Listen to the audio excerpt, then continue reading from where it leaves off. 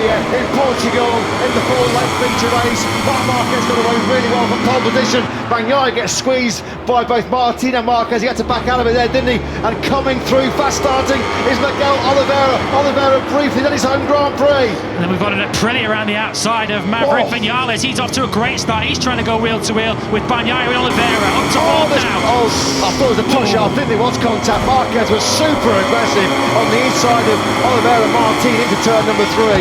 He picked up Oliveira. I'm not sure if Martin and Marquez did actually touch each other there going through that turn 3. Oliveira, though, is back at the front. The crowd are on their feet here in Portugal.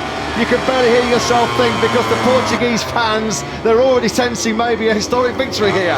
History repeated itself for Fabio Quartararo. He had a shocking start yesterday and he's gone backwards again. He's back behind his teammate Quartararo outside of the points in 16th.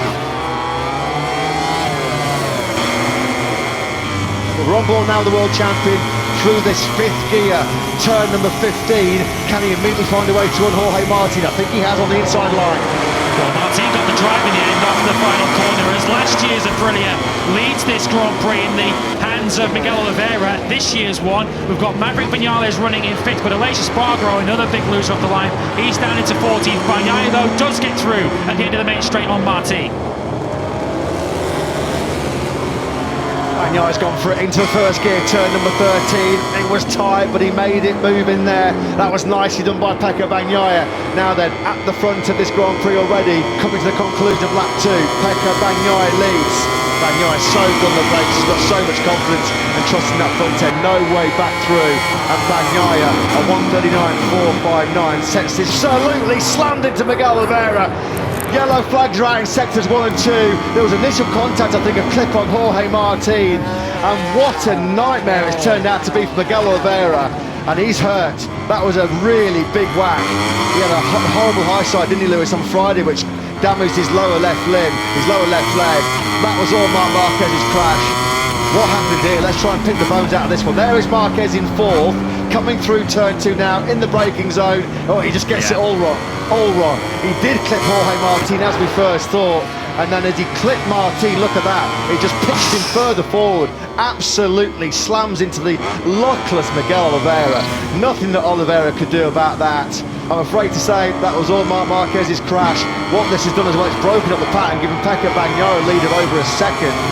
Bagnaia is responding to the charge from Vinales as Bezzecchi gets through on Jack Miller, and that's for 3rd place. This is a race start. Look at this. Squeezed off the line. He was in a sort of pincer movement, wasn't he there, Pecco Bagnaia? Martin came from his right. Marquez was on his left. This was right at the beginning as well. Marquez was aggressive, wasn't he? Also in the same part of the circuit, on the inside of Oliveira that time, and Martin. The 3 rides.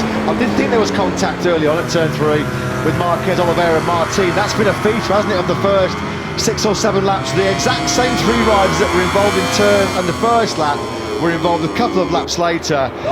There is Miguel Oliveira's father. They can't believe it. It's at turn 5. Miller runs at the marbles. That's why Alex Marquez came on through. Now then Vinales is just gobbling up the meters here, isn't he? On Pecco Bagnaia into turn number 3. Again, it's through those fast turns 1 and 2 where Vinales can pick up that speed.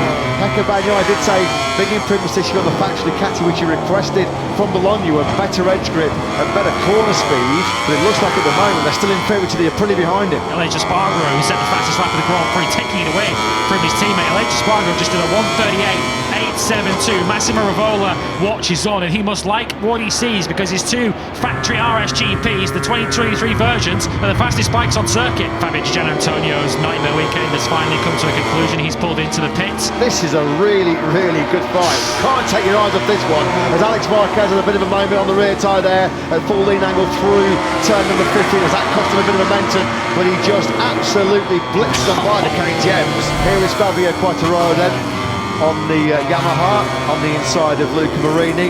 That's beautifully done. Nice corner speed through the first corner. Marini was out on the paintwork on the curbs. Somebody's gone down. Somebody has gone down now. It's in Jorge Martin, is it?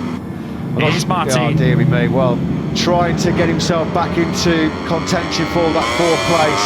Jorge Martin, there's no podium double then on the opening weekend of 2023 for him. He was involved in those two early clashes with Marc Marquez and Miguel Oliveira, and this time around, well, that was all of his own doing, wasn't it, as he fought in 11th place. He was trying to go with Quattraro Marini, wasn't he? If Brad Binder takes a 4th place here from Alex Marquez, that would be an astonishing ride. Yeah, he's gone through. Well, Marquez just got it unsettled, didn't he, over that crest, dropping down through turn number 11. We're back from Parc Ferme, where the 3rd place finisher has also just arrived. This is a podium that is good for the morale of the whole team and confirms that the rider bike package is really competitive.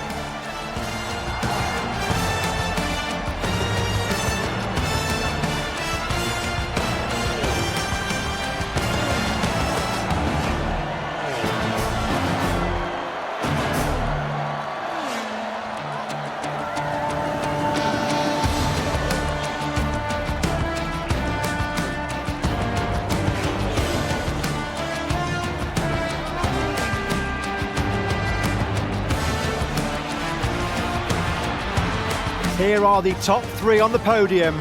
These riders gave a great performance. It was a real pleasure to watch them compete.